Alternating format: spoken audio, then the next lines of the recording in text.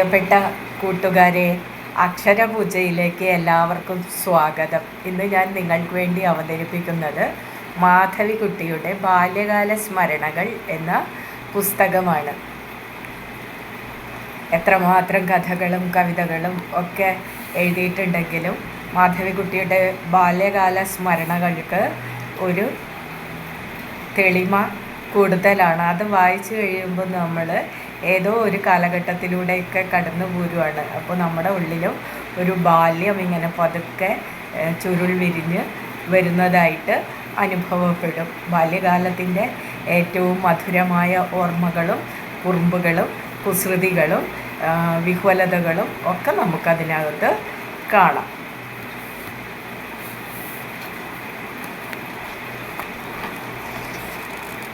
വളരെ കുറച്ച് കാലഘട്ടങ്ങളിൽ മാത്രമേ അവർ തറവാട്ടിൽ വന്ന് താമസിച്ചിട്ടുള്ളൂ. അവർ പുറത്ത് നഗരങ്ങളിലൊക്കെ ജീവിച്ചിരുന്ന ആളാണ്. അപ്പോൾ ആ കുട്ടിക്കാലത്തിൻ്റെ ഓർമ്മയിൽ അവധിക്കാലത്ത് വന്ന് നിൽക്കുന്ന ആ നാട്ടിൻ പുറത്തെയും അവിടുത്തെ ജീവിതത്തെയും ഒരു കുട്ടി എത്ര നിഷ്കളങ്കതയോടെയാണ് മനസ്സിലേക്ക് ആവാഹിച്ചിരുന്നത് എന്ന് നമുക്ക് മനസ്സിലാക്കാൻ ഈ ബാല്യകാല സ്മരണകൾ സഹായിക്കുന്നുണ്ട്. ഈ ബാല്യകാല സ്മരണകളിലൂടെ കടന്നു പോകുമ്പോൾ നമുക്ക് ഇതൾ വിരിഞ്ഞു കിട്ടുന്ന ഒരു നിഷ്കളങ്ക ബാല്യത്തിൻ്റെ ചിത്രമുണ്ട്. ഇത് ചില കഥകളിലുമൊക്കെ നമുക്ക് കാണാൻ കഴിയുന്നതാണ്. ചില കഥാപാത്രങ്ങളെയൊക്കെ നമ്മൾ കഥകളിലും കാണുന്നുണ്ട്. അപ്പോൾ ബാല്യകാല സ്മരണകളിലൂടെ നമുക്ക് പതുക്കെ യാത്ര ചെയ്യാം. അമ്മമ്മ എന്നെ ആദ്യമായി കോവിലകത്ത് കൊണ്ടുപോയ ദിവസം ഞാൻ ഇന്നും നല്ലപോലെ ഓർക്കുന്നു. ജാതി വ്യത്യാസത്തെ പറ്റിയുള്ള ആദ്യ പാഠം അന്നാണ് ഞാൻ പഠിച്ചത്. കോവിലകത്തിൻ്റെ പടിവാതിൽക്കൽ 2 കൽപ്രതിമകളെ കണ്ടതായി ഞാൻ ഓർക്കുന്നു. അവ ദ്വാരപാലകന്മാരാണെന്ന് അമ്മമ്മ എന്നോട് പറഞ്ഞു. കൽക്കത്തയിൽ പാർക്ക് സ്ട്രീറ്റിൽ എൻ്റെ അച്ഛനമ്മമാർ താമസിച്ചിരുന്ന വീടിൻ്റെ ഗേറ്റിൽ കാണാറുള്ള പാറാവുകാരനെ ഞാൻ സ്നേഹത്തോടെ ഓർത്തു. ജീവനുള്ള ദ്വാരപാലകൻ. എൻ്റെ കയറ്റുകട്ടിലിൽ തന്നോടൊപ്പം ഇരുത്തി എൻ്റെ ടീച്ചറെ പറ്റിയും ആയയെപ്പറ്റിയും ചോദ്യങ്ങൾ ചോദിക്കാറുള്ള പ്രിയമിത്രം. കോവിലകത്തിൻ്റെ പൂമുഖത്ത് തിണ്ണമേൽ ചാരിക്കിടന്നുകൊണ്ടും നിലത്ത് ഉലാത്തിക്കൊണ്ടും അനവധി അർദ്ധനഗ്നരായ പുരുഷന്മാർ എൻ്റെ കൺമുന്നിൽ പ്രത്യക്ഷപ്പെട്ടു. ഷർട്ടിടാത്ത അവരെല്ലാം നെറ്റിയിൽ മാത്രമല്ല നെഞ്ഞത്തും ചന്ദനം തേച്ചിരുന്നു. പൂഴിയിൽ താമ്പൂലരസം ചിതറിക്കിടന്നിരുന്നു. അമ്മമ്മ ഉമ്മറപ്പടികളെ തീരെ അവഗണിച്ച് എന്നെയും മുറുക്കി പിടിച്ചുകൊണ്ട് വടക്കേ കോലായിലേക്ക് നടന്നു. അകത്തെ ഇരുളിൽ കുളത്തിൽ അരയന്നങ്ങൾ പോലെ മൃദുലമായ ഒരു തിളക്കത്തോടെ ചില സുന്ദരികൾ പ്രത്യക്ഷപ്പെട്ടു. ഓരോരുത്തരുടെയും കയ്യിൽ ഓരോ വിശറി ഉണ്ടായിരുന്നു. ഞങ്ങളെ കണ്ടയുടനെ വിശറികളുടെ ചലനം നിലച്ചു. അവർ വാതിൽക്കലേക്ക് ധൃതിപ്പെട്ടു നടന്നു വന്നു. കൊച്ചുവോ? ഇതാരായി കുട്ടി? ഇത് ബാലയുടെ കുട്ടിയാ കമല. വേനലിൻ്റെ ഒഴിവിന് വന്നതാ. മിഥുനം 12-ാം തീയതി കൽക്കത്തയ്ക്ക് മടങ്ങും. ഇരിക്കൂ കൊച്ചു. കമല ഇരിക്കൂ. മരിയുടെ ചിത്രമുള്ള ഒരു പുൽപ്പായ ഞങ്ങൾക്ക് വേണ്ടി ഒരു സ്ത്രീ നിലത്ത് വിരിച്ചു തന്നു. അവരാരും ഞങ്ങളുടെ പായയിൽ ഇരുന്നില്ല. അവർ കട്ടിലിലും തിണ്ണമേലും വെറും നിലത്തും ഇരുന്നു കൊണ്ട് ഞങ്ങളെ നോക്കി പുഞ്ചിരി തൂക്കുകയും വിശറി ചലിപ്പിക്കുകയും ചെയ്തു. അവരുടെ വെള്ള വസ്ത്രങ്ങളും വിശറികളും കാരണം അവർ വെള്ളപ്പറവകളാണെന്ന് എനിക്ക് തോന്നിപ്പോയി. സ്വർഗത്തിൽ പറക്കുന്ന പക്ഷികൾ. അവർക്ക് ഓരോരുത്തർക്കും നീണ്ടു ചുരുണ്ട മുടിയും തിളങ്ങുന്ന കണ്ണുകളും ചുവന്ന ചുണ്ടുകളും ഉണ്ടായിരുന്നു. അവർ അടികകളും കൂട്ടുകടകങ്ങളും മറ്റും അണിഞ്ഞിരുന്നു. അവർ എന്നെ നോക്കിക്കൊണ്ട് പിന്നെയും പിന്നെയും പുഞ്ചിരി തൂകി. ബാലയുടെ നിറയില്ല അല്ലേ? എന്നാ മാധവൻ നായർ കറുപ്പില്ല. നല്ല മുടി. കൊച്ചു, ഈ കുട്ടിയുടെ തലയിൽ എന്തെണ്ണയാ തേക്കുന്നത്? വെന്ത വെളിച്ചെണ്ണ. ഞാൻ കൊല്ലോ ഉണ്ടാക്കി കൊടുത്തയക്കും. അല്ലാതെ അവിടെ അതൊന്നും ഉണ്ടാക്കാൻ സൗകര്യമില്ലല്ലോ. ഇങ്ങനെ ഒരമ്മമ്മയെ കിട്ടിയത് കുട്ടിയുടെ ഭാഗ്യം.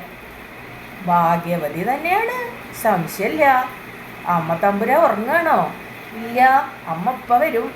അമ്മ തമ്പുരാൻ എന്ന് വിശേഷിപ്പിക്കപ്പെട്ട സ്ത്രീ ജാക്കറ്റ് ധരിച്ചിരുന്നില്ല. അവർ ഒരു ചെറിയ മുണ്ട് കൊണ്ട് തൻ്റെ മാർവിടം മൂടിയിരുന്നു. അവർ തടിച്ചു വെളുത്ത് അല്പാൽപ്പം നരച്ച മുടിയുള്ള ഒരു സ്ത്രീയായിരുന്നു. അവർ എന്നെ തന്നെ തുറിച്ചു നോക്കിക്കൊണ്ട് അമ്മമ്മയോട് ചോദിച്ചു, ഇത് ബാലയുടെ കുട്ടിയല്ലേ? അതെ. കമലെന്നല്ലേ പേര്? കമല എന്ന് വിളിക്കും. കുട്ടി സംസ്കരിക്കട്ടെ. ഞാൻ ചോദിക്കണേനൊക്കെ കൊച്ചു സമാധാനം പറയണത് എന്തിനാ? കുട്ടിക്ക് മലയാളം പറയാൻ അറിഞ്ഞൂടെ?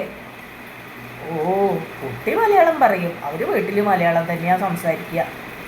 കൽക്കത്തയിൽ മറ്റ് ഭാഷകളാവും സാധാരണ കേൾക്കുക അല്ലേ? ഇംഗ്ലീഷും ബംഗാളിയും പറ്റും. അതെ. കുട്ടി സ്കൂളിൽ പോണ്ടോ? ഏത് സ്കൂളിലാണ് പോണ്? Saint Cecilia's European school. അതെന്തിനാ മാധവൻ നായർ ഈ കുട്ടിയെ യൂറോപ്യൻ സ്കൂളിൽ അയക്കണ്? അതൊക്കെ മാധവൻ നായർ ഇഷ്ടം.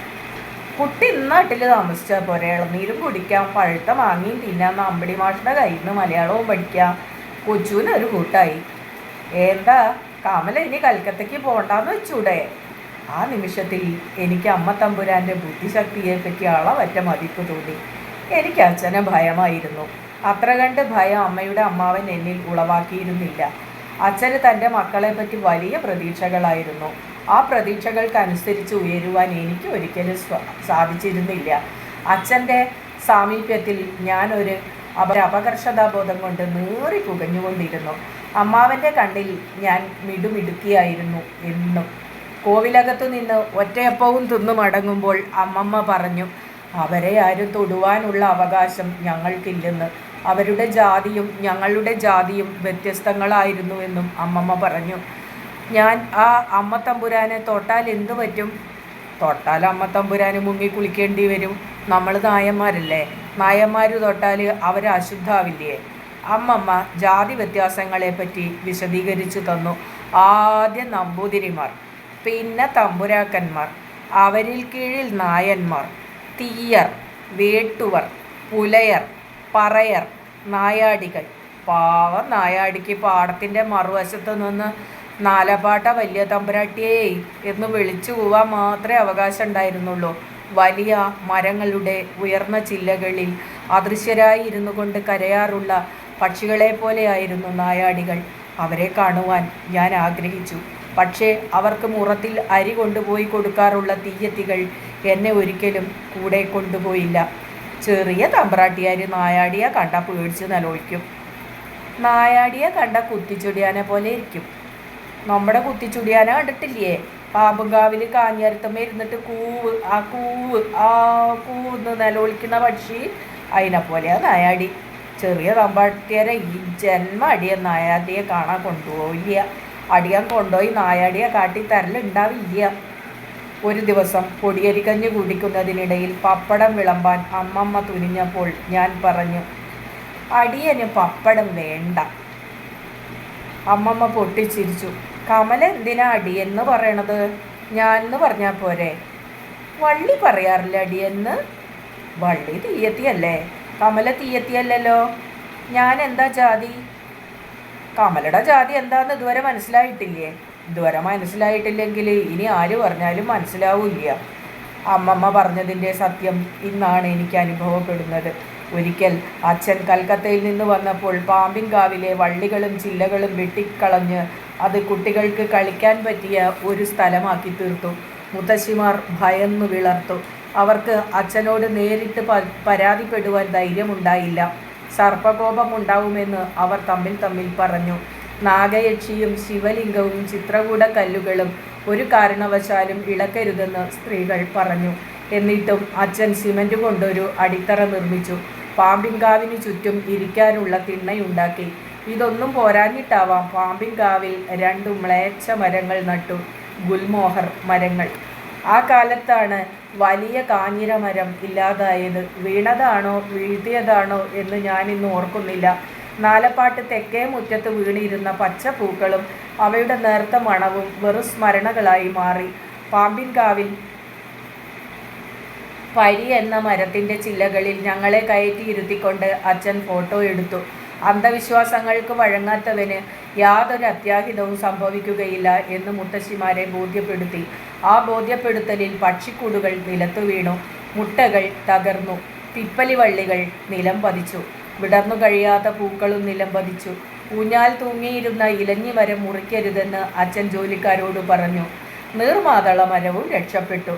അച്ഛന് സമ്മാനമായി കിട്ടിയ ഒരു സാളഗ്രാമക്കല്ല് അമ്മാമനും അമ്മമ്മയും കൂടി തെക്കിനിയിൽ ഒരു ക്ഷേത്രമുണ്ടാക്കി അതിൽ വെച്ച് പൂജിച്ചിരുന്നു. അമ്മമ്മ കോടി വസ്ത്രങ്ങൾ മാത്രമേ പൂജാ സമയത്ത് ധരിച്ചിരുന്നുള്ളൂ. ആ ക്ഷേത്രത്തിനുള്ളിലേക്ക് ആരും കയറുന്നത് അമ്മമ്മയ്ക്ക് ഇഷ്ടമായിരുന്നില്ല. ക്ഷേത്രം അശുദ്ധമാക്കും അവരൊക്കെ എന്ന് അമ്മമ്മ ശങ്കിച്ചു.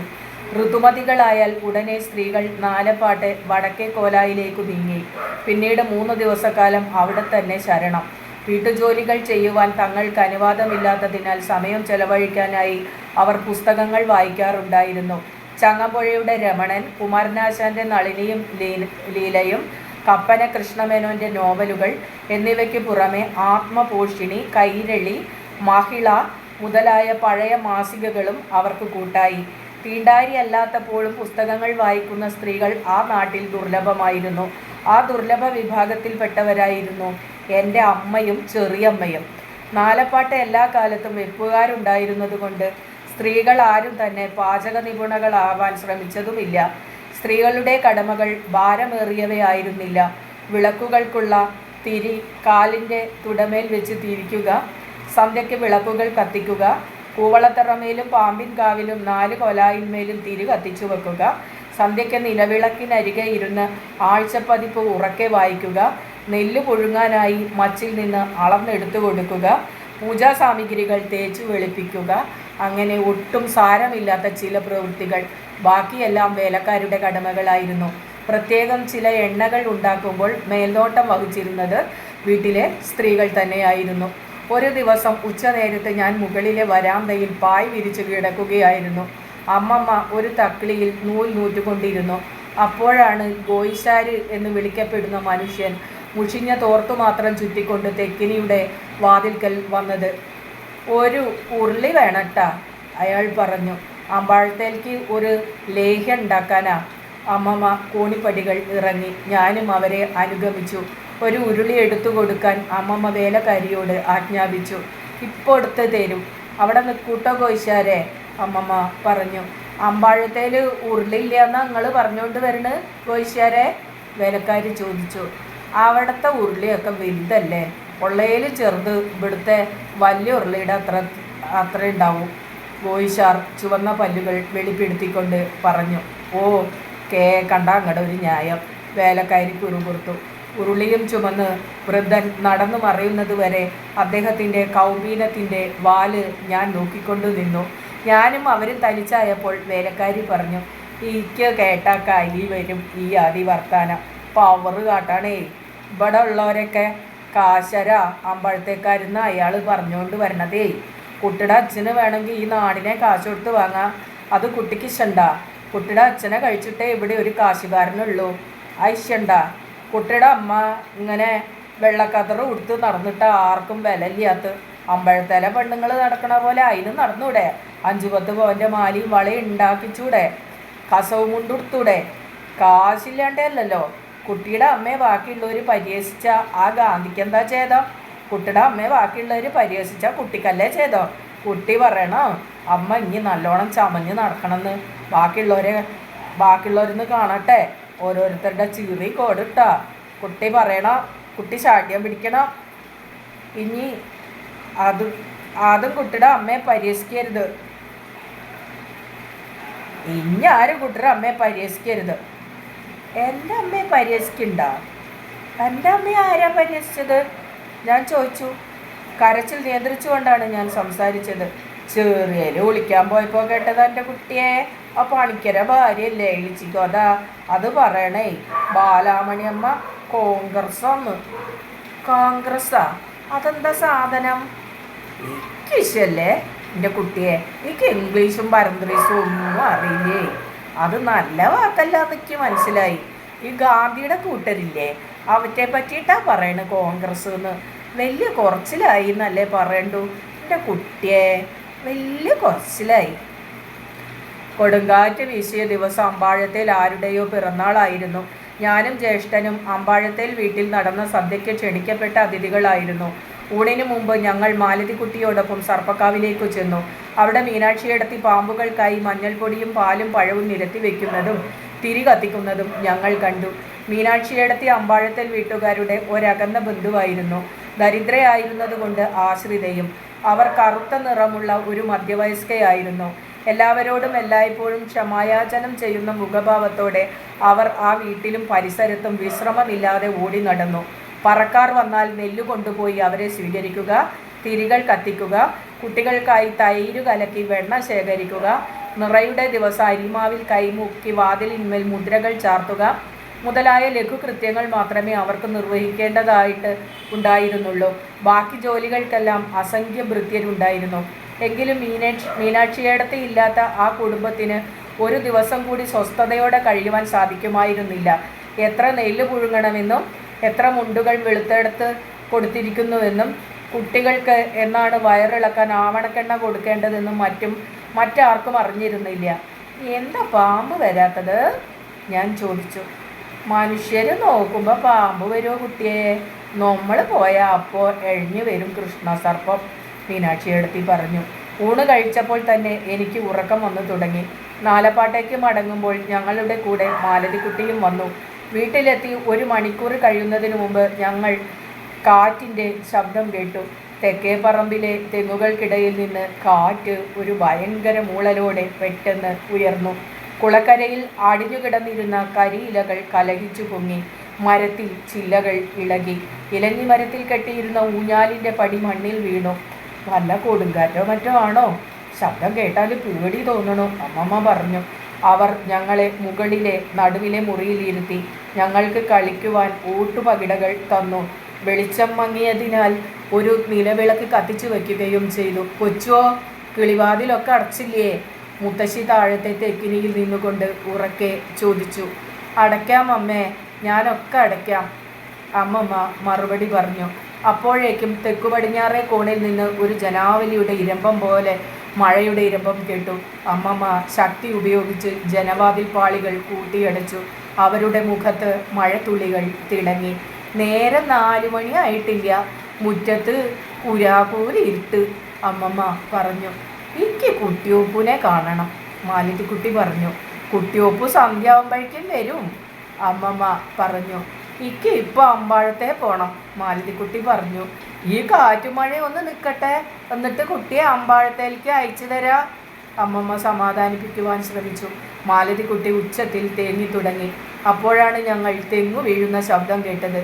കൊച്ചോ, എന്തേ വീണ്? പെര വീഴുവോ? മുത്തശ്ശിയുടെ ചോദ്യം.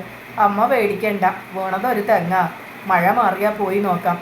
ഇപ്പോൾ നാമം ചൊല്ലി വെറുതെ ഇരിക്കാൻ നല്ലത്, അമ്മമ്മ പറഞ്ഞു. അമ്മാമൻ്റെ അമ്മ നിർദ്ദേശിച്ചതനുസരിച്ച് എല്ലാവരും പിന്നീട് താഴത്തെ നിലയിലെ തെക്കേ അറയിൽ അഭയം പ്രാപിച്ചു. ആ മുറിയുടെ തട്ടിനാണ് ഏറ്റവും അധികം ഉറപ്പെന്ന് വലിയമ്മ പറഞ്ഞു. തെക്കിനിയിൽ വെള്ളമൊഴുകി. നടുമുറ്റം നിറഞ്ഞൊഴുകുകയായിരുന്നു.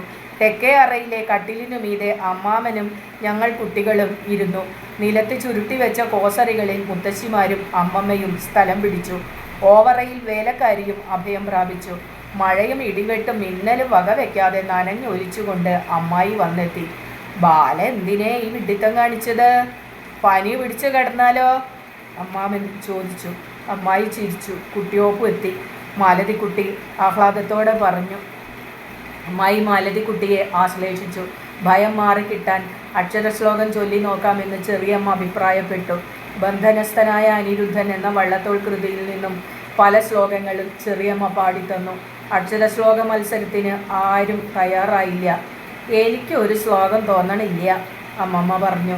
പെര വീഴാഞ്ഞാൽ മതിയായിരുന്നു, മുത്തശ്ശി കുറുകുറുത്തു. അമ്മാമനും അമ്മായിയും മുകളിലേക്ക് പോയി കഴിഞ്ഞപ്പോൾ വേലക്കാരി പെട്ടെന്ന് ഉച്ചത്തിൽ കരഞ്ഞു തുടങ്ങി. കരയുന്നതോടൊപ്പം അവർ തൻ്റെ ശിരസിൽ കൈകൾ കൊണ്ട് ഇടവിടാതെ മർദ്ദിക്കുകയും ചെയ്തു. ഇതെന്ത് ഭ്രാന്തായി കാട്ടണ്? തല തല്ലി പൊളിക്കണ?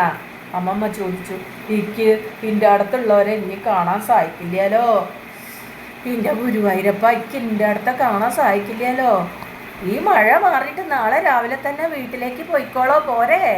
മുത്തശ്ശി ചോദിച്ചു. ഈ മഴ മാറില്ലല്ലോ, ഇത് കൊടുങ്കാറ്റല്ലേ, ഇതിൽ നമ്മളൊക്കെ ചാവൂലോ? വേലക്കാരി വിതുമ്പി കരഞ്ഞു തുടങ്ങി. ഇവൾക്ക് എന്താ ഭ്രാന്താ? അമ്മമ്മ ചോദിച്ചു. മരങ്ങൾ നിലം പതിക്കുന്ന ശബ്ദം ഞങ്ങൾ കേട്ടു. പടിഞ്ഞാറേ പറമ്പിൽ നിന്നും ഒരു പട്ടിയുടെ മോങ്ങലും.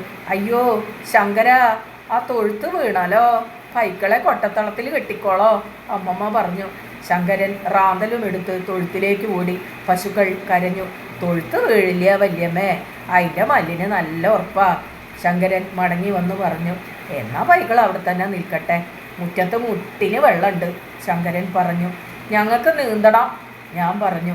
നടുമുറ്റത്തും നീന്താം, ജ്യേഷ്ഠൻ പറഞ്ഞു. വെള്ളം ഐസ് പോലെ തണുപ്പാണ്, ഞാൻ നടുമുറ്റത്തെ വെള്ളം തൊട്ടുകൊണ്ട് പറഞ്ഞു. വെള്ളത്തിൽ കളിക്കാതെ കുട്ടികളെ, അമ്മമ്മ ഉച്ചത്തിൽ വിളിച്ചു പറഞ്ഞു. ഞങ്ങൾ വീണ്ടും കട്ടിലിൽ സ്ഥാനം പിടിച്ചു. തെക്കോട്ടുള്ള വാതിൽക്കൽ ആരോ മുട്ടിയെന്ന് ഞങ്ങൾക്ക് തോന്നി. ശങ്കരൻ വാതിൽ തുറന്നു. പിറയത്ത് നനഞ്ഞൊലിച്ച നായി, അമ്പഴത്തേൽക്കാരുടെ വളർത്തുനായി തുമ്പി, കറുപ്പും വെളുപ്പും നിറമുള്ള മൃഗം. അല്ല ധാര തുമ്പിയാ, നനഞ്ഞൊലിച്ചെടുക്കണമല്ലോ.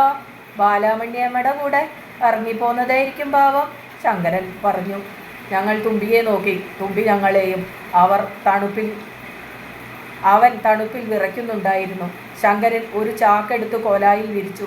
ഇവിടെ കിടന്നോളാട്ടോ, കൊടുങ്കാറ്റല്ലേ. ഇപ്പോൾ ആരാ മനുഷ്യൻ ആരാ നായാന്നൊന്നും നോക്കേണ്ട ആവശ്യമില്ല, കടന്നുറങ്ങിക്കോളോ തുമ്പിയേ. തുമ്പി ചാക്കിൽ കിടന്ന് ചാരിതാർത്ഥ്യത്തോടെ എന്നെയും ജ്യേഷ്ഠനെയും നോക്കി. രാത്രി മുഴുവനും ഞങ്ങൾ തെക്കേ അറയിൽ കഴിച്ചുകൂട്ടി. ഉണർന്നപ്പോൾ മഴ നിലച്ചു കഴിഞ്ഞിരുന്നു. പടിവാതിൽ തുറക്കണേ എന്ന് ആരോ ദയനീയമായി യാചിക്കുന്നത് കേട്ടാണ് ഞാൻ ഉണർന്നത്. പടിവാതിൽ തുറക്കപ്പെട്ടു. അരയോളം വെള്ളത്തിൽ നിന്നുകൊണ്ട് ബാലൻ എന്ന യുവാവ് പുഞ്ചിരി തൂകി. എന്ന് വരിക, ഇവിടെ ആർക്കും ഒന്നും പറ്റിയിട്ടില്ലല്ലോ. ആർക്കും ഒന്നും പറ്റിയിട്ടില്ല, അമ്മമ്മ പറഞ്ഞു. ബാല എങ്ങനെ വന്നു? ഞാൻ നേരെ പുലരണേൻ്റെ മുമ്പ പുറപ്പെട്ടു. വെള്ളത്തിൽ കൂടെ നടന്നു. ബാലനെ സമ്മതിക്കണം.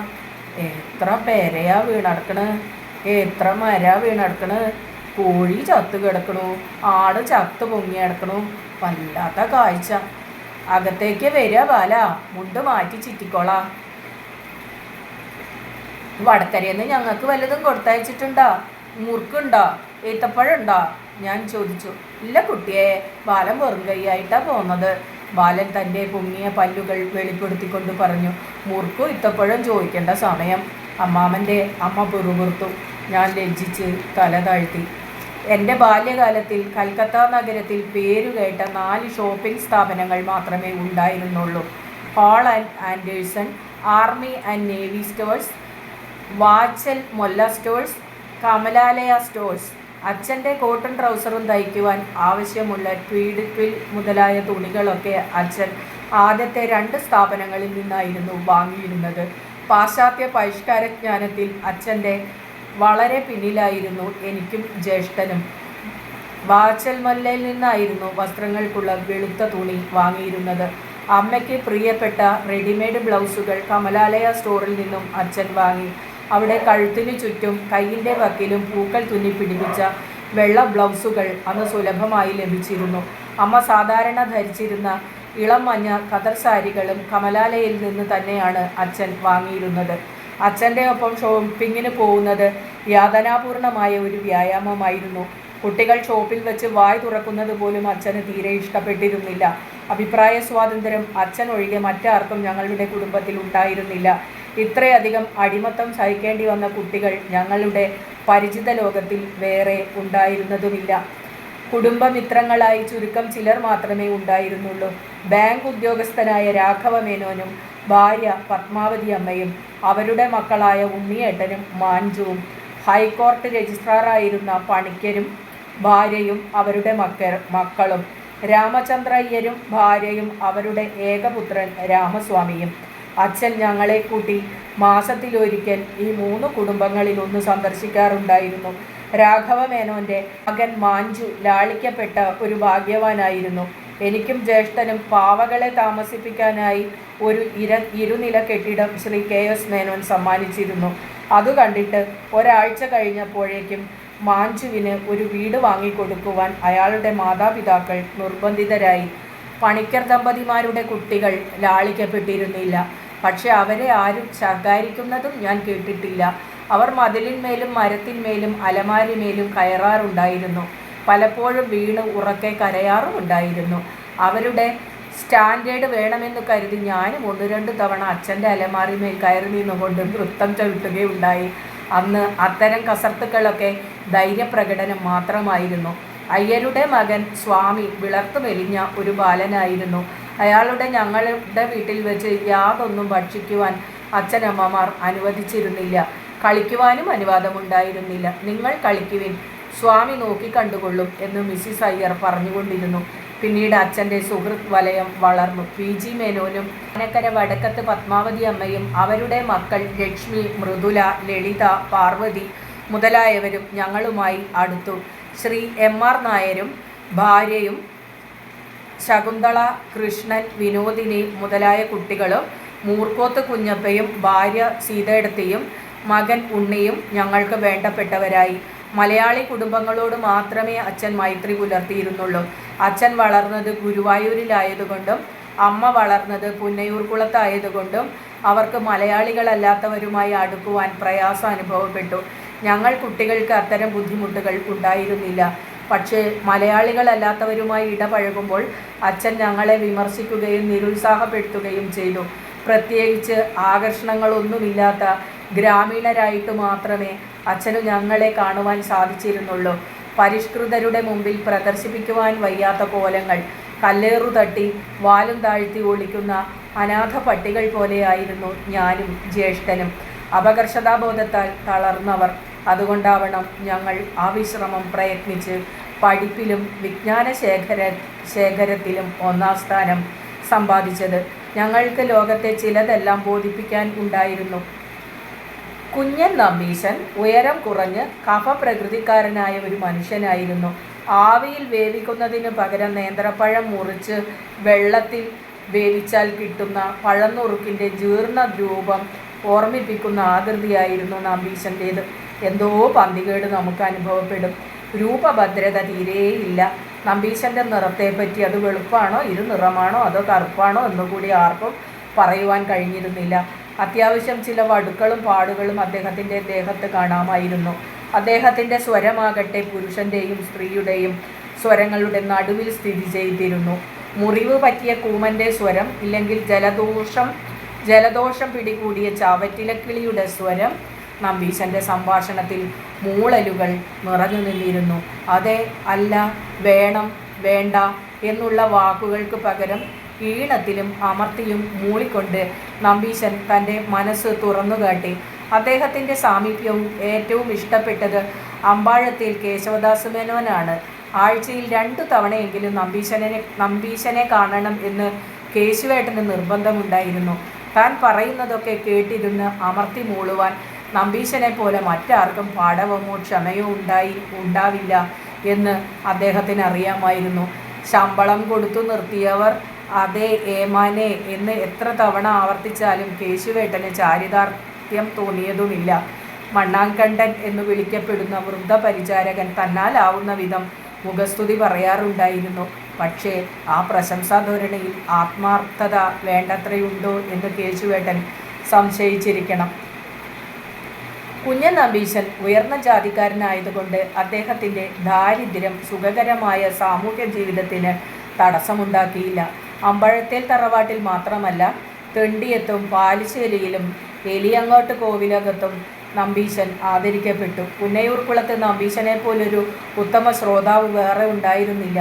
കേട്ടിരിക്കുവാനുള്ള ക്ഷമ, വേണ്ട സന്ദർഭങ്ങളിൽ മൂളുവാനുള്ള കഴിവ്, പരദൂഷണം നടക്കുന്നയിടത്ത് ഒന്നും കേൾക്കാതെ ഇരുന്ന് ഉറങ്ങുവാനുള്ള കഴിവ്, ഇതെല്ലാം മറ്റാർക്കാണ് ഉണ്ടായിരുന്നത്? ആരും നമ്പീശനെ പറ്റി ദൂഷ്യം പറഞ്ഞില്ല. അദ്ദേഹത്തിൻ്റെ ഭാര്യ നങ്ങേലി ബ്രാഹ്മണിയമ്മയെ പറ്റി മാത്രം എല്ലാവരും കുറ്റം പറഞ്ഞു. യൗവനദശയിൽ തന്നെ അവർ റൗക്ക ധരിക്കുവാൻ തുടങ്ങിയിരുന്നു. അന്നൊക്കെ സമൂഹം റൗക്ക ധരിക്കുന്നവരെ പച്ച പരിഷ്കാരികളായി ഗണിച്ചിരുന്നു. പിന്നീട് എല്ലാ സ്ത്രീകളും മാറുമറച്ചു തുടങ്ങി.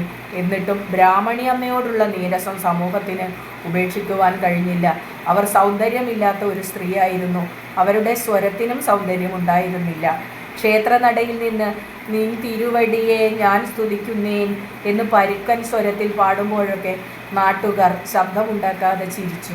അവർ തൻ്റെ ഭർത്താവിനെ ശകാരിക്കാറുണ്ടെന്ന് അയൽക്കാർ പറഞ്ഞു വരുത്തിയിരുന്നു.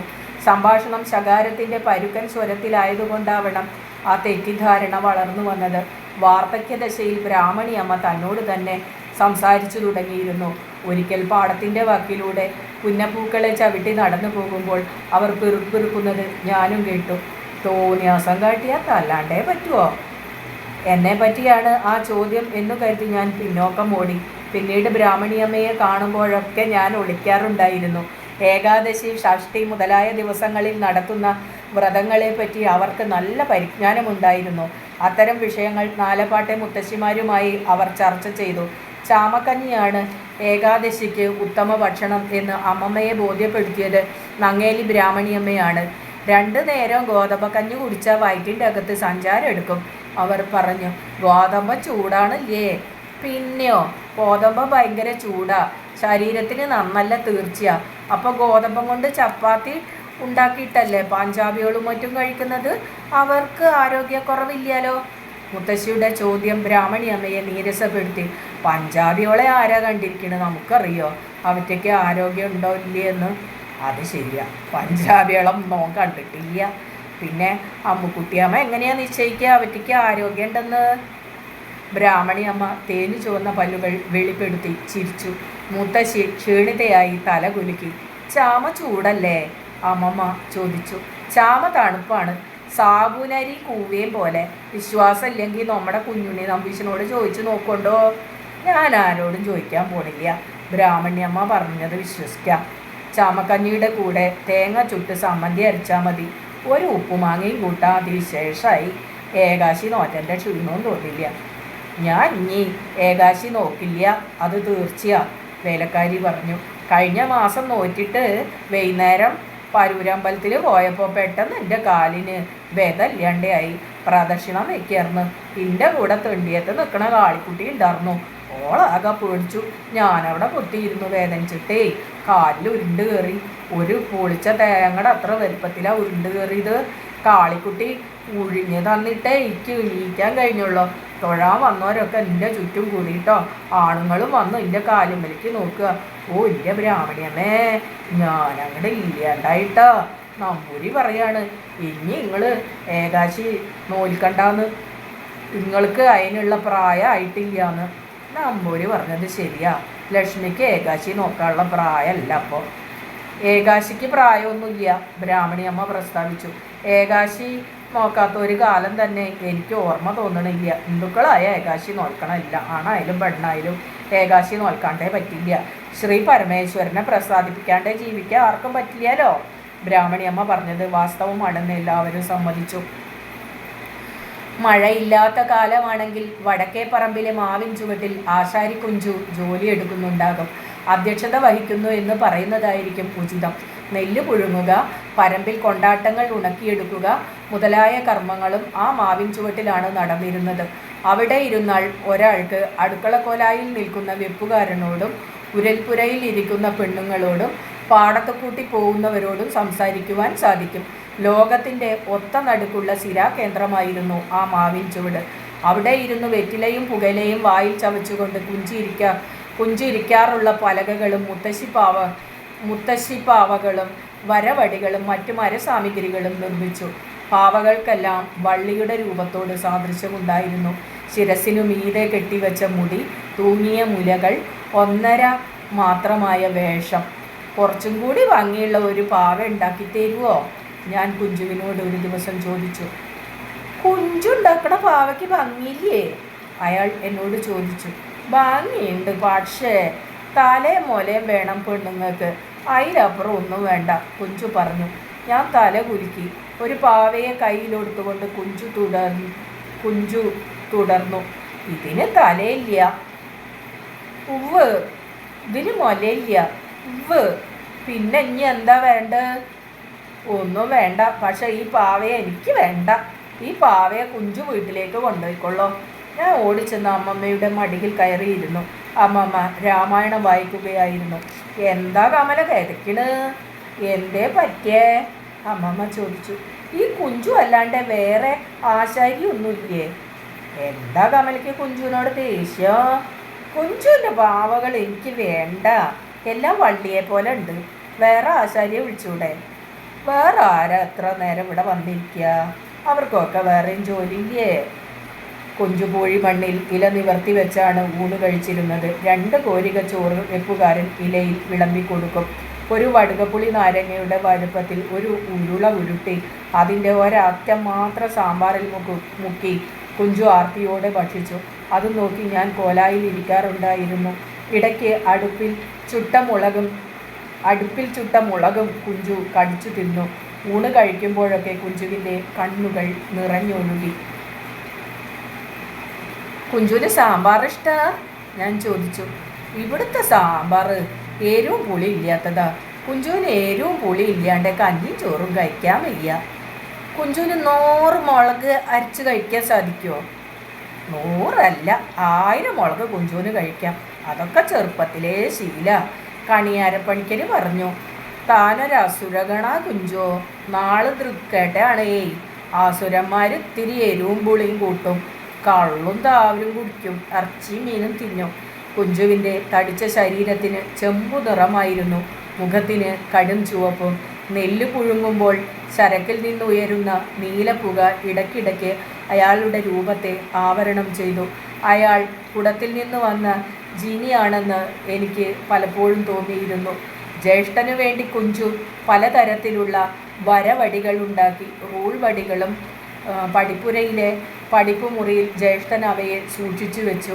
പടിപ്പുര നിർമ്മിച്ചത് കണ്ടാരൻ എന്ന പെരുന്തച്ഛനായിരുന്നു. നെറുകയിൽ കെട്ടിവെച്ച കുടുമയും വായിൽ പുലിനകം പോലെ വളഞ്ഞ ഒരു പല്ലും കറുത്തു ചുളിഞ്ഞ ശരീരവുമുള്ള കണ്ടാരൻ നാലപ്പാട്ടെത്തിയപ്പോൾ അമ്മാമൻ തന്നെ അദ്ദേഹത്തെ സ്വീകരിച്ചു. വേറെ ആരും ഏറ്റെടുത്താൽ ശരിയാവില്ല, അമ്മാമൻ പറഞ്ഞു. കണ്ടാരൻ ചിരിച്ചു. പല്ല് മെല്ലെ ആടി. കണ്ണിൻ്റെ കാഴ്ച പോയി തുടങ്ങി. എങ്ങും പോവാറില്ല, അദ്ദേഹം പറഞ്ഞു. കണ്ടാരൻ വന്നതും പോയതും കുഞ്ചു അറിഞ്ഞു. പക്ഷേ അയാൾ മാവിൻ ചുവട്ടിൽ നിന്ന് എഴുന്നേൽക്കുകയോ കണ്ടാരനെ എതിരേൽക്കുകയോ ചെയ്തില്ല. കണ്ടാരൻ പാവയുണ്ടാക്കില്ലേ? ഞാൻ അമ്മമ്മയോട് ചോദിച്ചു. കണ്ടാരനോട് പാവയുണ്ടാക്കാൻ പറയാൻ പാടില്ല, അമ്മമ്മ പറഞ്ഞു. അളക്കാനും പിടിക്കാനും ഓരോരുത്തരെ കൊണ്ടുവരും. ഉപകാരത്തിന് ഈ കുഞ്ചു മാത്രമേ ഉണ്ടാവൂ, കുഞ്ചു പ്രസ്താവിച്ചു. പറമ്പിൽ നിന്നും തൊഴുത്തിൽ നിന്നും കോലായിൽ നിന്നും സ്ത്രീകൾ ആ പ്രസ്താവന കേട്ട് ഉറക്കെ ചിരിച്ചു.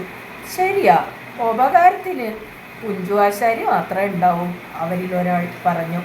അന്ന് പുന്നയൂർ കുളത്ത് കറുപ്പൻ എന്നു പേരുള്ള ഒരു തട്ടാൻ ജീവിച്ചിരുന്നു.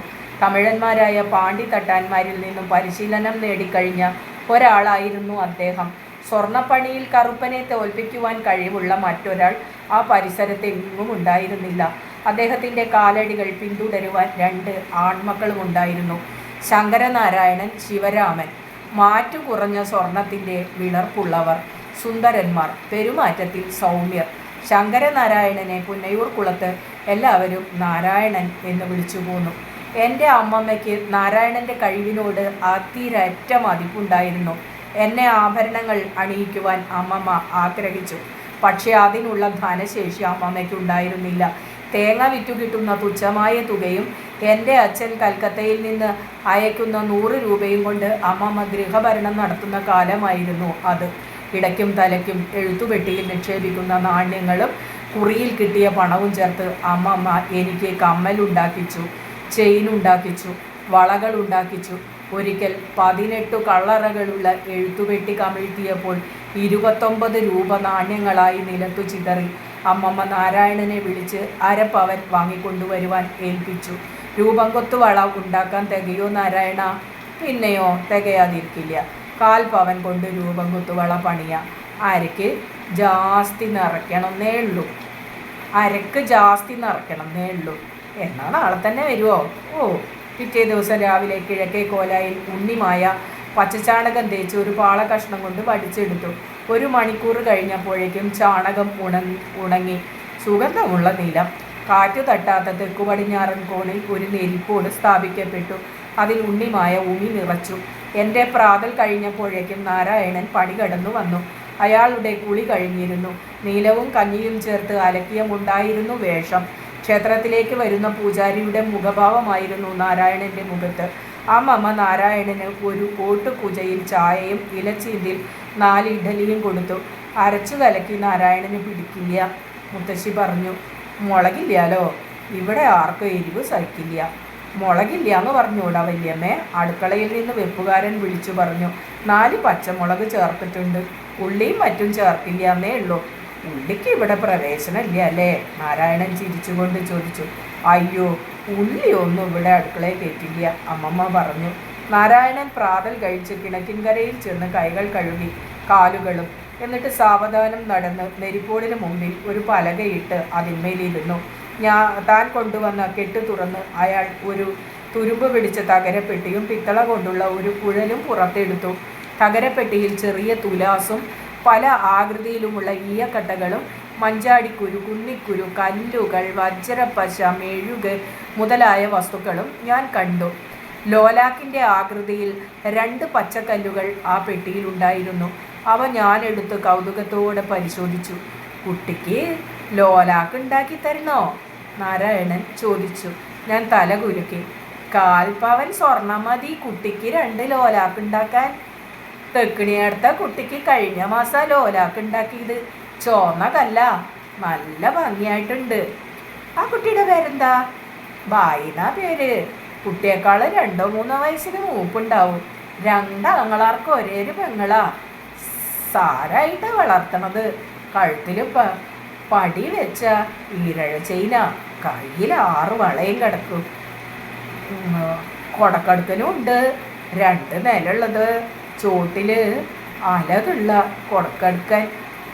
2 നില കൊടുക്കടുക്കൻ കാണാൻ ഭംഗിയുണ്ടോ? പിന്നെയോ, ഭംഗിയുണ്ടാവില്ലേ? ആ കാളത്തിങ്കലെ കുട്ടിയുടെ കാതിൽ കണ്ടിട്ടില്ലേ?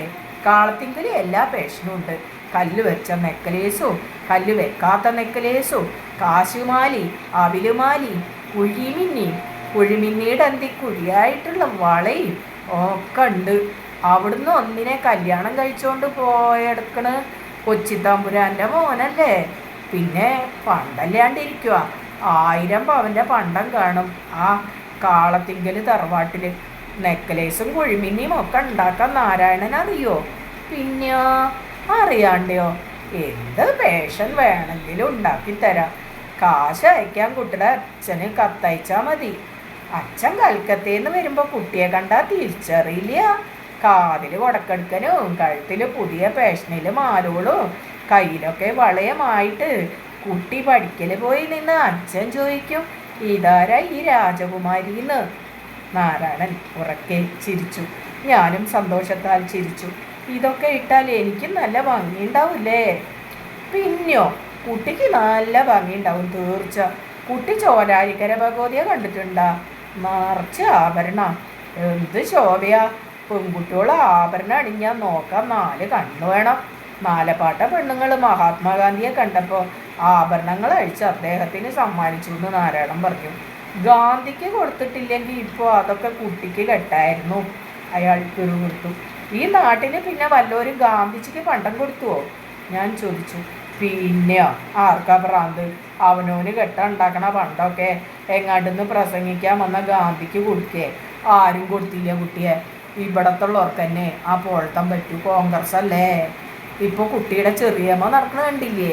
ഒഴിഞ്ഞ കഴുത്തായിട്ട് സന്യാസിയെ പോലെ. കുട്ടീൻ്റെ ചെറിയമ്മയ്ക്ക് എന്താ ഒരു കുറവ്? നിറല്ലേ, ഭംഗിയില്ലേ, ചുരുണ്ട മുടിയില്ലേ? എന്നിട്ട് ഒരു വീശ സ്വർണ്ണ അതിൻ്റെ മേലില്ലാലോ. ഗാന്ധിയുടെ അടവെങ്ങനെ? പെണ്ണുങ്ങളുടെ കഴുത്തിലും കയ്യിലും കിടക്കണ പൊന്നൊക്കെ വാരിക്കൂട്ടി കൊണ്ടുപോവാനാ ഗുരുവായൂർ വന്നതേ.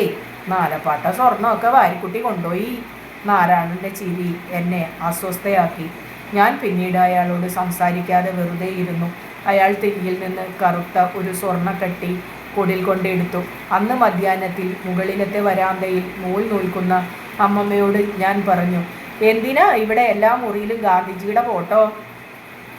മഹാത്മജി നമുക്ക് ദൈവത്തെ പോലെയല്ലേ? മഹാത്മജി ചോദിച്ചാൽ എല്ലാം കൊടുക്കുമോ? കൊടുക്കും. ചോദിച്ചാൽ കൊടുക്കാതിരിക്കാൻ പറ്റുമോ? എന്നെ വേണമെന്ന് പറഞ്ഞാൽ എന്നെ പിടിച്ചു കൊടുക്കുമോ?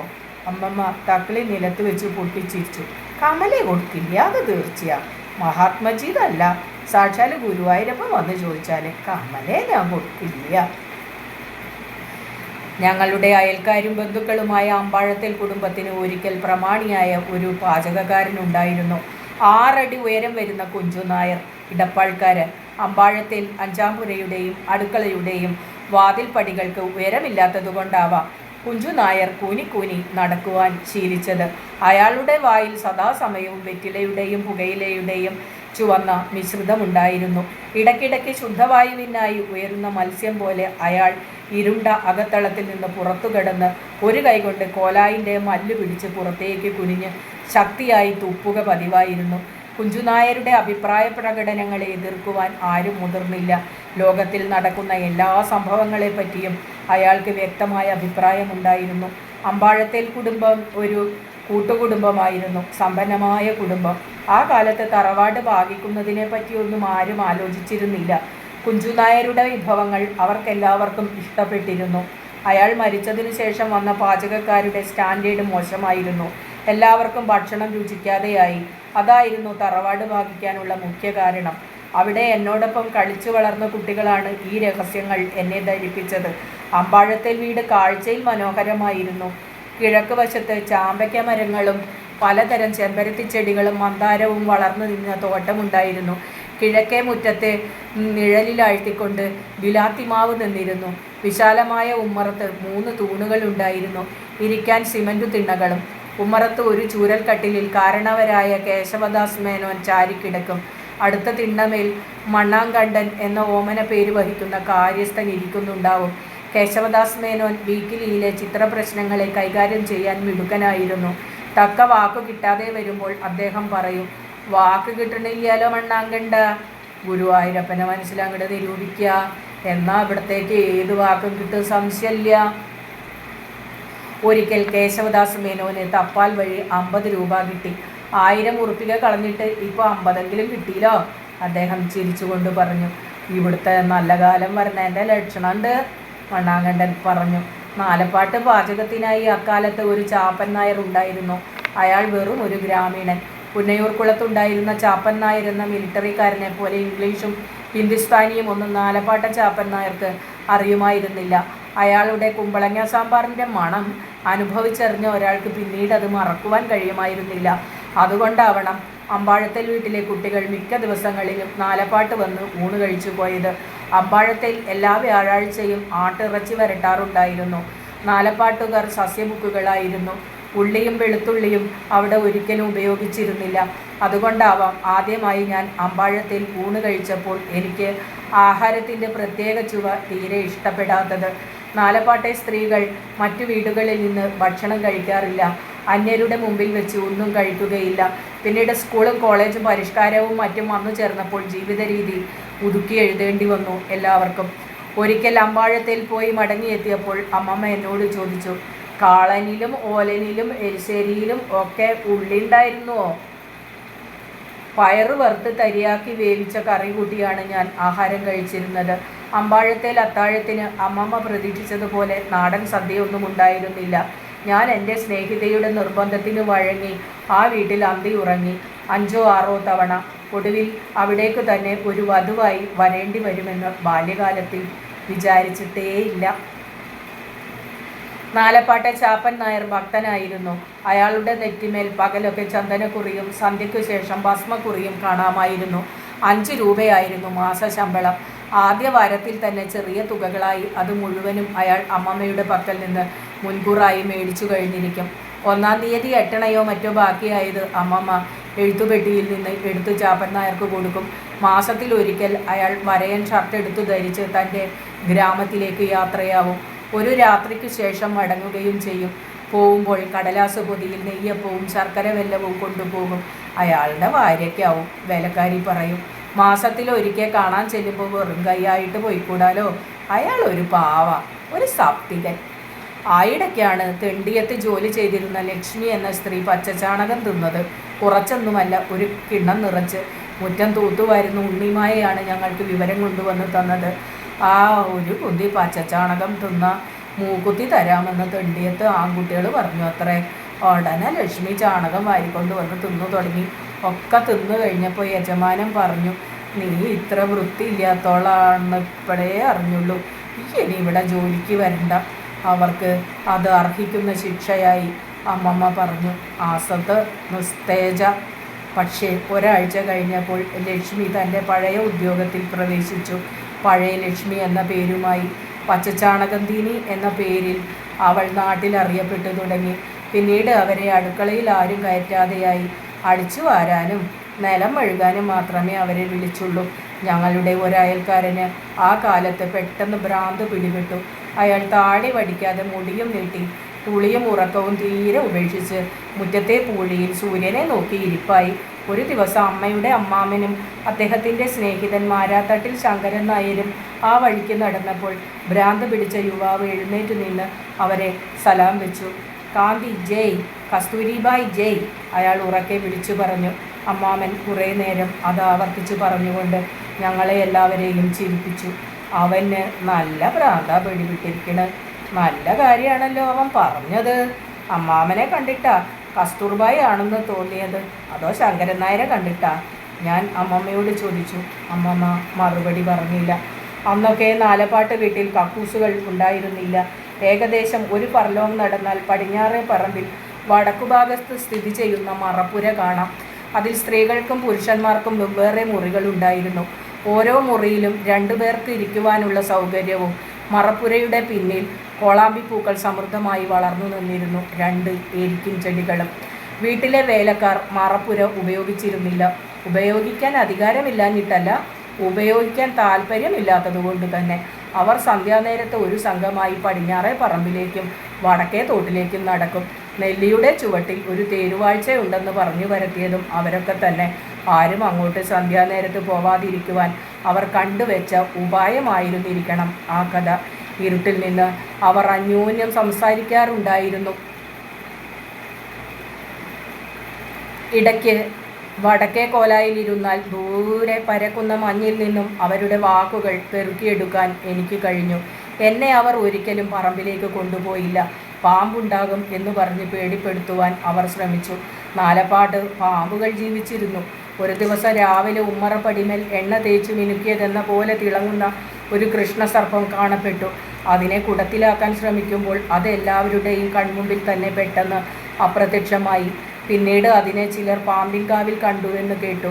മണ്ഡലികളും മൂർഖന്മാരും വട്ടക്കൂറകളും ചേരകളും മുറ്റത്തും പറമ്പിലും നിർബാധം സഞ്ചരിച്ചു. പാമ്പിനെ കൊല്ലുവാൻ അന്ന് ആരും മുതിർന്നില്ല.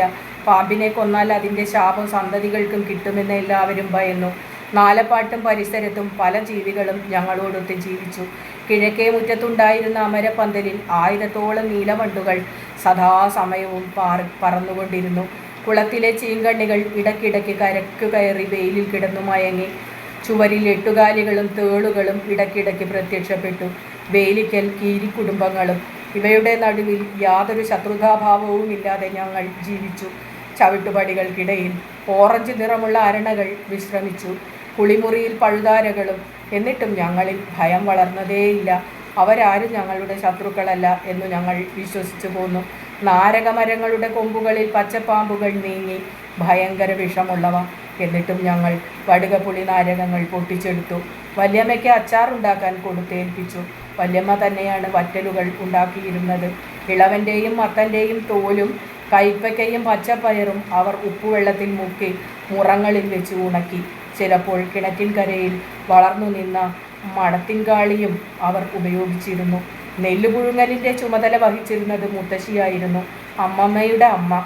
അവർ ഇടയ്ക്കിടയ്ക്ക് വള്ളി, കാളി, ലക്ഷ്മി എന്നൊക്കെ ഉറക്കെ വിളിച്ചു തൻ്റെ ഉത്തരവാദിത്ത ബോധം വെളിപ്പെടുത്തിക്കൊണ്ടിരുന്നു. വൈകുന്നേരത്തെ ചായ ഉണ്ടാക്കൽ എൻ്റെ ചെറിയമ്മയുടെ കടമയായിരുന്നു. കിഴക്കേ മുറിയെ ചായ കൂട്ടുന്ന മുറി എന്നാണ് ഞങ്ങളെല്ലാവരും വിളിച്ചിരുന്നത്. അവിടെ ഒരു ചുമരലമാരയിൽ പഞ്ചസാര വയ്ക്കുന്ന നീല ചീനഭരണിയും തേയില വയ്ക്കുന്ന ടിന്നും ചായ കപ്പുകളും ഉണ്ടായിരുന്നു. ചെറിയമ്മയ്ക്ക് തിളച്ച വെള്ളം വെപ്പുകാരൻ ഒരു ഇരുമ്പു കെറ്റിലിൽ അവിടെ കൊണ്ടുവരുമായിരുന്നു. ജനൽ തുറന്നിട്ടാൽ കൂടി ഉച്ചയ്ക്ക് ശേഷം വെയിൽ കിട്ടാത്ത ഒരു മുറിയായിരുന്നു അത്. അമരപ്പന്തലിലെ വണ്ടുകളുടെ മൂളൽ കേട്ടുകൊണ്ട് ഞങ്ങൾ ചായ കുടിച്ചു. ചായയുടെ കൂടെ ഞങ്ങൾ കഴിച്ചിരുന്ന പലഹാരങ്ങൾ അമ്മമ്മയാണ് വിളമ്പി തന്നിരുന്നത്. നേന്ത്രപ്പഴം അരിമാവിൽ മുക്കി പൊരിച്ചതോ നെയ്യപ്പമോ പരിപ്പുവടയോ ആയിരുന്നു സാധാരണ ഞങ്ങൾക്ക് കിട്ടിയിരുന്നത്. പക്ഷേ വിശേഷ ദിവസങ്ങളിൽ കുമ്പിളപ്പം എന്നു പേരുള്ള ഒരു മധുര പലഹാരം ഞങ്ങൾ തിന്നു. അത് ഇലയിൽ പൊതിഞ്ഞുകെട്ടി ആവിയിൽ വേവിച്ചെടുത്ത ഒരു പലഹാരമായിരുന്നു. എൻ്റെ ജ്യേഷ്ഠന് ഇഷ്ടപ്പെട്ട പലഹാരം ചിവിടയായിരുന്നു. ഒരു നെല്ലിക്കയുടെ പാകത്തിൽ അരി ഉരുട്ടി വറുത്തെടുക്കുന്നതാണ് ചിവിട. പലപ്പോഴും അതുണ്ടാക്കുമ്പോൾ അടുക്കളയിൽ നിന്ന് പൊട്ടിത്തെറിയുടെ ശബ്ദം കേൾക്കാം. ശ്രാദ്ധമാചരിക്കുമ്പോൾ നാലപ്പാട്ടെ കുളത്തിൻ്റെ തെക്കുവശത്തുള്ള ശ്രാദ്ധപുരയിൽ ഇളയത് വന്ന് ഭക്ഷണം പാകം ചെയ്തു. അന്നത്തെ ഭക്ഷണം ഏറ്റവും രുചികരമായി എനിക്ക് തോന്നി. കാളൻ, ഓലൻ, എരിശ്ശേരി, അവിയൽ, സാമ്പാർ മുതലായവയ്ക്ക് പുറമെ അയാൾ ഇഞ്ചിത്തൈരും ഉണ്ടാക്കിയിരുന്നു. എല്ലാ സ്വാദുകളും ഒത്തുചേർന്ന ആ ഭക്ഷണം പല രാഗങ്ങളും കലർന്ന ഒരു കച്ചേരി പോലെയായിരുന്നു. ഊണു കഴിഞ്ഞാൽ ഞാൻ വല്യമ്മയുടെ ചെല്ലത്തിൽ നിന്ന് വെറ്റിലയും ചുണ്ണാമ്പും അടക്കയും എടുത്ത് തിന്നാറുണ്ടായിരുന്നു. അമ്മമ്മ വെറ്റില മുറുക്കിയിരുന്നില്ല. ഒരു വിധവയ്ക്ക് പറഞ്ഞിട്ടുള്ള ത്യാഗങ്ങളൊക്കെ അവർ പരിശീലിച്ചു പോന്നു. അവർ രാത്രി ഊണു കഴിച്ചിരുന്നില്ല. എന്നാലും ഇത്തരം വ്രതങ്ങൾ അവരുടെ സൗന്ദര്യത്തിന് മങ്ങലേൽപ്പിച്ചതായി ഞാൻ ഓർക്കുന്നില്ല. അവരുടെ കവിളുകൾ വെളുത്ത പിഞ്ഞാണങ്ങൾ പോലെയായിരുന്നു. കണ്ണുകൾ ശിശുക്കളുടേതെന്ന പോലെ തിളങ്ങുന്നവയും അവയിൽ ചുവന്ന ഞരമ്പുകൾ ഉണ്ടായിരുന്നില്ല. കുപ്പി പിഞ്ഞാണത്തിൽ ഞാവലിൻ പഴട്ട പോലെയാ എൻ്റെ കണ്ണെന്ന് പണ്ടൊരു കുട്ടി പറഞ്ഞു. ആ പ്രാക്ക് തട്ടിയിട്ട് എൻ്റെ കണ്ണ് പോകുന്നു വിചാരിച്ചു ഞാൻ, അമ്മമ്മ പറഞ്ഞു. പ്രാക്കെന്ന് വെച്ചാൽ എന്താ? ഞാൻ ചോദിച്ചു. അതൊന്നും പറഞ്ഞാലും മനസ്സിലാവില്ല കമലയ്ക്ക്, അമ്മമ്മ ചിരിച്ചുകൊണ്ട് മറുപടി പറഞ്ഞു. അമ്പിളി തെല്ലണിയുന്ന തമ്പുരാൻ്റെ മകനൊറ്റ കൊമ്പനുണ്ണി തമ്പുരാനെ കുമ്പിടുന്നേ ഞാൻ. നാലപ്പാട്ടെ തെക്കിനിയിൽ രണ്ടോണത്തിനു നടന്ന കൈകൊട്ടിക്കളിയിൽ കണ്ണത്തെ കൊച്ചുവമ്മ തൻ്റെ കണ്ണുകൾ ഇറുക്കി കഴുത്തിലെ മാംസപേശികളെ വലിച്ചുകൊണ്ട് ഉച്ചത്തിൽ പാടി. മാടപ്പാട്ടെ തമ്പുരാട്ടികളുടെ പാട്ടാ കൊച്ചുവമ്മ പാടുന്നത്. കോലോത്തെ തമ്പുരാക്കന്മാർ എഴുതിയതാ. വേലക്കാരി ലക്ഷ്മി എൻ്റെ കാതിൽ പറഞ്ഞു. അവളുടെ ശ്വാസത്തിൻ്റെ ദുർഗന്ധം എൻ്റെ കൈകാലുകളെ തളർത്തി. കുട്ടി, ഞാൻ പറയണത് കേൾക്കണില്ലേ? ലക്ഷ്മി ചോദിച്ചു. കേട്ടോ, ഞാൻ നീരസത്തോടെ പറഞ്ഞു. തെക്കിനിയിൽ നിന്ന് കുളിമുറിയിലെ കിടപ്പുമുറികളിലേക്ക് പോവാനുള്ള കോണിയുടെ ഏറ്റവും താഴ്ന്ന പടിയിലിരിക്കുകയായിരുന്നു ഞാൻ. എനിക്ക് കൈകൊട്ടിക്കളി കാണുവാൻ ആഗ്രഹമുണ്ടെന്നറിഞ്ഞപ്പോൾ എൻ്റെ അമ്മമ്മ നാട്ടിൻ പുറത്തെ സ്ത്രീകളെ ക്ഷണിച്ചു വരുത്തിയതായിരുന്നു. പലരും വന്നെത്തിയിരുന്നു. തെക്കിനിയിൽ അവർക്കെല്ലാം കൂടി കളിക്കുവാൻ സ്ഥല സൗകര്യങ്ങൾ കമ്മിയായിരുന്നു. അതുകൊണ്ടാവണം 10 മിനിറ്റ് കഴിയുമ്പോഴേക്കും അവർ പരാതിപ്പെട്ടു തുടങ്ങിയത്. ഏലിയങ്ങാട്ട് കോവിലകത്തും അമ്പാഴത്തെ അഞ്ചാമ്പുരയിലും കളിച്ചു ശീലിച്ചവർക്ക് നാലപ്പാട്ടെ തെക്കിനിയോട് പുച്ഛം തോന്നിയതിൽ അത്ഭുതപ്പെടാനില്ല. അവരുടെ ദുർമുഖങ്ങൾ കണ്ട് ഭയന്നാവും അമ്മമ്മ വേലക്കാരനോട് കളി തുടങ്ങുന്നതിന് മുമ്പ് തന്നെ പലഹാരങ്ങളും ചായയും കൊണ്ടുവരാൻ കൽപ്പിച്ചതും. ചായയും വടയും സുഖിയനും പൂവൻപഴവും കായവറുത്തുപ്പേരിയും കിട്ടിയപ്പോൾ വൈമനസ്വത്തോടെ ആണെങ്കിലും അവരിൽ താപ്പാനകൾ പുഞ്ചിരി തൂങ്ങി. 1-2 പേർ എന്നെ വാത്സല്യ ചേഷ്ടകളോടെ തഴുകുകയും ചെയ്തു. അല്ല, കുട്ടിയുടെ കാത് കുത്തിയിട്ടില്ലേ? ഈ 5-8 വയസ്സായില്ലേ? ഇനിയപ്പോഴാ ഇതിൻ്റെ കാത് കുത്തുക? ഒരു സ്ത്രീ ആരോടെന്നില്ലാതെ ഉറക്കെ ചോദിച്ചു. അവരുടെ ചോദ്യത്തിന് ആരിൽ നിന്നും ഉത്തരമുണ്ടായില്ല. ഞാൻ മാത്രം അസ്വസ്ഥയായി എൻ്റെ കാതുകൾ വലിച്ചുകൊണ്ടിരുന്നു. കാതുകളുടെ നഗ്നത മറയ്ക്കുവാൻ ഞാൻ ആഗ്രഹിച്ചു. കളിക്കുവാനെത്തിയ സ്ത്രീകളുടെ കുട്ടികൾ ചുവരും ചാരിക്കൊണ്ട് ഇരുന്നിരുന്നു. അവർക്കിടയിൽ വയസ്സിന് എന്നേക്കാൾ താഴ്ന്നവരെയും ഞാൻ കണ്ടു. അവരുടെ കാതുകൾ കുത്തിക്കഴിഞ്ഞിരുന്നു. അവർ കമ്മലും കുടക്കടുക്കനും മറ്റും ധരിച്ചിരുന്നു. തൂണും ചാരിയിരുന്ന് ഒരു കുഞ്ഞിന് മുലയൂട്ടുന്ന സ്ത്രീയുടെ നേർക്ക് ഞാൻ നോക്കി. അവരുടെ കാതിൽ ചുവന്ന കല്ലുകൾ നിരത്തിയ വള്ളി കമ്മലുകൾ ഉണ്ടായിരുന്നു. കുഞ്ഞിൻ്റെ കാതിൽ മുട്ടുകമ്മലും. എൻ്റെ കാത് എപ്പാ കുത്തുക? ഞാൻ ചോദിച്ചു. അമ്മമ്മ കേൾക്കാനാണ് ഞാൻ ആ ചോദ്യം ചോദിച്ചത്. പക്ഷേ അതിന് ഉത്തരം പറഞ്ഞത് എൻ്റെ കാൽക്കൽ ഇരുന്നിരുന്ന ലക്ഷ്മിയാണ്. കുട്ടിയുടെ സ്വയംവരം നിശ്ചയിച്ച അപ്പം കാതുകുത്തിക്കാം. എപ്പോഴാ എൻ്റെ സ്വയംവരം? ലക്ഷ്മി ഉറക്കെ ചിരിച്ചു. സ്വയംവരം നടത്താൻ തിരക്കായോ? എന്നാൽ വേഗം അങ്ങോട്ട് വലുതായിക്കോളോ. കുറെ നെയ്യും പാലും അങ്ങോട്ട് കഴിച്ചോളോ. പക്ഷേ 7-8 വയസ്സിലൊന്നും ആരും കുട്ടീനെ കല്യാണം കഴിക്കില്ല. എന്തിനാ കല്യാണം കഴിക്കണത്? കുട്ടിയെ ഒക്കത്ത് വെച്ച് നടക്കാനാ? ഞാൻ അസുഖകരമായ ആ വിഷയത്തിൽ നിന്ന് അവളുടെ ശ്രദ്ധ മാറ്റാനായി ചോദിച്ചു. ഈ പെണ്ണുങ്ങളൊക്കെ ആരാ? അല്ല, കുട്ടിക്ക് ഇവരെയൊന്നും അറിയില്ലേ? അതാ പാട്ട് പാടുന്ന ആള്. അതാണ് കണ്ണത്തെ കൊച്ചുവമ്മ, പാപ്പിയമ്മയുടെ മോളാ. പിന്നെ വണ്ണാന്തര കാർത്തിയായണിയും ലക്ഷ്മിക്കുട്ടിയും ആ നിൽക്കണത് ചാന്നാത്തേലപ്പറമ്പിലെ കണ്ണത്തെ ചിന്നു വന്നിട്ടില്ലേ? മുത്തശ്ശി ചോദിച്ചു. ഇല്ല, ചിന്നൂന് പനിയാ, ഉണ്ണിമായമ്മ പറഞ്ഞു. അവർ കളിക്കുമ്പോൾ മുട്ടുകൾ മടക്കി ഇടയ്ക്കിടെ താഴുകയും പൊന്തുകയും ചെയ്തു. ലക്ഷ്മിക്ക് കളിക്കണ്ടേ? മുത്തശ്ശി വേലക്കാരിയോട് ചോദിച്ചു. എനിക്ക് ഇങ്ങനെ താണ് കളിക്കാൻ വല്യമ്മേ, അവൾ പറഞ്ഞു. എൻ്റെ തണ്ടിൽ പിന്നെ അനങ്ങില്ല. എനിക്ക് തന്നന്തരം തേച്ച് കുളിച്ച് ഒരു ഭാഗത്ത് കിടന്നാൽ പോരല്ലോ. എനിക്ക് ഇവിടുത്തെ ജോലി ചെയ്യണ്ടേ? അത് ഒരു തരം കുറ്റപ്പെടുത്തലാണെന്ന് മനസ്സിലാക്കിയ മുത്തശ്ശി പിന്നീട് ഒന്നും പറഞ്ഞില്ല. ലക്ഷ്മിക്ക് കൈകൊട്ടിക്കളി അറിയില്ല അല്ലേ? ഞാൻ അവളോട് ചോദിച്ചു. എനിക്ക് കൈകൊട്ടിക്കളിയൊക്കെ വിശണ്ട്. എൻ്റെ അത്ര കളി അറിയണ പെൺകുട്ടികളില്ല. കുട്ടിക്ക് അത് നിശ്ചണ്ടോ?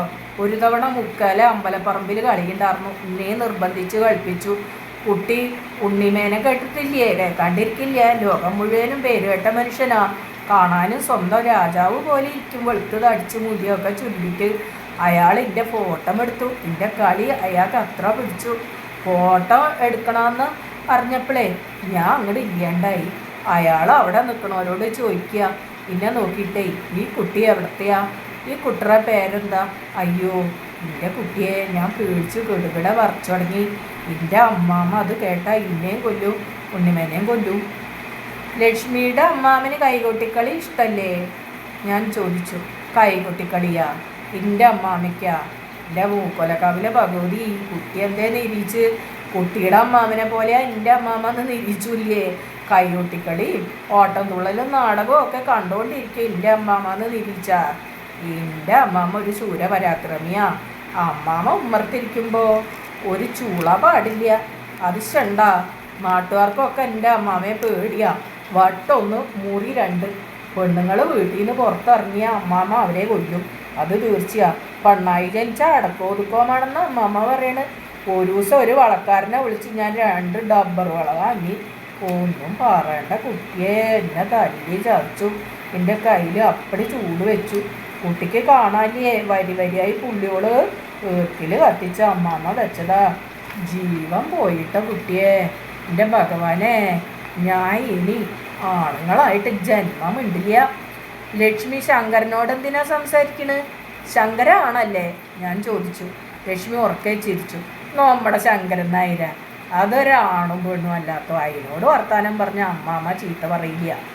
ശങ്കരൻ ഇടയ്ക്ക് താടി വെക്കുന്നില്ലേ? ആണുങ്ങളല്ലേ താടി വടിക്കുക? ശങ്കരൻ ഇടയ്ക്ക് താടി വടിക്കുന്നില്ലേ? ആണുങ്ങളല്ലേ താടി വടിക്കുക? ഞാൻ ചോദിച്ചു. താടി വടിച്ചുകൊണ്ട് ആണാവാൻ പറ്റൂല കുട്ടിയെ, ലക്ഷ്മി പറഞ്ഞു. വർത്താനം പറയാതെ ഇരിക്കും ലക്ഷ്മിയെ, ഞങ്ങളെങ്കിലും പാട്ട് കേൾക്കട്ടെ, അമ്മമ്മ പറഞ്ഞു. വീര വീരാടാ കുമാര വിഭോ, കണ്ണത്തെ കൊച്ചുവമ്മ പാടി തുടങ്ങി. അപ്പോഴേക്കും കളിക്കാരൊക്കെ നല്ലവണ്ണം വിയർത്തു കഴിഞ്ഞിരുന്നു. ഞാൻ കുറച്ചു നേരം ഇവിടെ ഇരിക്കട്ടെ, എനിക്ക് കിതയ്ക്കണു, ഒരു യുവതി പറഞ്ഞു. അവൾ എൻ്റെ ഉടുപ്പിൻ്റെ വക്ക് തൊട്ടുകൊണ്ട് ചോദിച്ചു. ഇത് വാരച്ചൂട്ട് സിൽക്കാ? എനിക്കറിയില്ല, ഞാൻ പറഞ്ഞു. നിങ്ങളെന്താ കളി നിർത്തിയത്? ലക്ഷ്മി ചോദിച്ചു. ഇന്നലെ മടപ്പാട്ട് കളി ഉണ്ടായിരുന്നു. മടങ്ങുമ്പോഴേക്കും നിറഞ്ഞ സന്ധ്യയായി. കണ്ണനാ ഉണ്ണി പാടാൻ തുടങ്ങിയപ്പോഴേക്കും വിളക്ക് വെച്ചു. രാത്രി മുഴുവനും കാല് കടച്ചിൽ, അശേഷം ഉറങ്ങിയില്ല. നാളെ അമ്പാഴത്തേലാ കളി. അവിടെ കളിക്കാൻ എനിക്ക് ഇഷ്ടമില്ല. അതെന്താ അവിടെ കളിക്കാൻ മാത്രം നിങ്ങൾക്ക് ഇഷ്ടമില്ലാത്തത്? ലക്ഷ്മി ചോദിച്ചു. അവിടെ 5-ാം വരെ കളിക്കുമ്പോൾ ആ പടിഞ്ഞാറേന്ന് ഒരാൾ ഇന്നെ നോക്കി ചോര കുടിക്കും. ആ അറയിൽ അപ്പടി ഇരുട്ടാ. അയാളെ കണ്ണ് കാണാം തിളങ്ങണ്. കറുത്ത പാവുന്ന ആൾ കോക്കാൻ പൂച്ചയുടെ കണ്ണ് തിളങ്ങണ പോലെ. അയാൾ ആരാ? അയാളുടെ പേര് ഞാൻ പറയില്ല. ഞങ്ങൾ പാവങ്ങളാണേ, സ്വത്ത് സമ്പാദ്യം ഒന്നുമില്ല. ഞാൻ അയാളുടെ കുറ്റം പറഞ്ഞുകൊണ്ട് നടന്ന അയാൾ എന്നെ വേട്ടന്മാരെ കൊണ്ട് തല്ലിക്കും. എനിക്ക് തല്ലോളാൻ വയ്യ. അയാൾ നിങ്ങളെ നോക്കി ചോര കുടിക്കുന്നു പറഞ്ഞില്ലേ? അയാൾക്ക് ആരാ ചോര കൊണ്ടുകൊടുക്കുക? എവിടുന്നാ ചോര അയാൾക്ക് കിട്ടുക? അതേപ്പോൾ നന്നായത്. കുട്ടി ഞാൻ പറഞ്ഞത് അപ്പിടി വിശ്വസിച്ചു അല്ലേ? എൻ്റെ ചോര അയാൾക്ക് കിട്ടിയ അയാൾ കുടിക്കും. ചോര കിട്ടില്ല, അയാൾ എന്നെ തുറിച്ച് നോക്കണമെന്നേ ഞാൻ പറഞ്ഞത്. എന്തിനാ തുറിച്ച് നോക്കണത്? അതേപ്പോൾ നന്നായത്.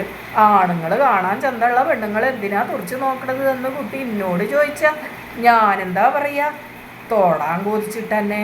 അല്ലാണ്ട് എന്തിനാ? ലക്ഷ്മിയും ആ സ്ത്രീയും കൂടി കുലുങ്ങി ചിരിച്ചു. മുത്തശ്ശി പറഞ്ഞു.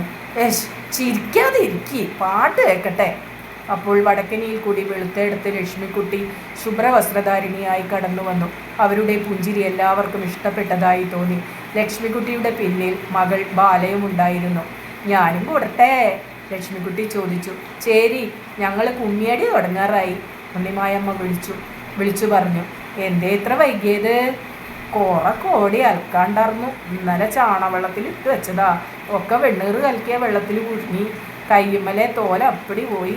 രാത്രി ആവുമ്പോഴാ ദണ്ണ നീറ്റിൽ ചവിക്കില്ല, ഉറക്കം കിട്ടില്ല എന്ന് പറഞ്ഞാൽ പോരെ. ലക്ഷ്മിക്കുട്ടിക്ക് അലക്ക് നിർത്തിക്കൂടെ? ഒരു സ്ത്രീ ചോദിച്ചു.